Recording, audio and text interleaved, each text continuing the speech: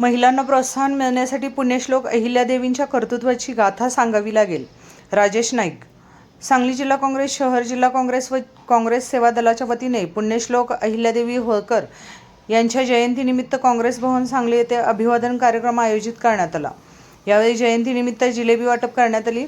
याप्रसंगी बोलताना राजेश नाईक यांनी पुण्यश्लोक अहिल्यादेवी होळकर यांनी पती खंडेराव होळकर व सासरे मल्हारराव होळकर यांच्या निधनानंतर आपल्या बुद्धिमत्ता व धैर्य व प्रशासन कौशल्याने 1767 ते 1795 या काळात सक्षमपणे राज्यकारभार पाहिला.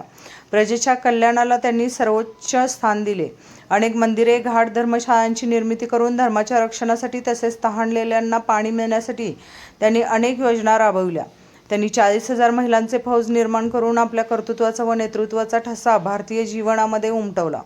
ही माहिती आजच्या महिलांना प्रोत्साहित करण्यासाठी प्रयत्न केले पाहिजेत असे आपल्या मनोगतामध्ये त्यांनी व्यक्त केले.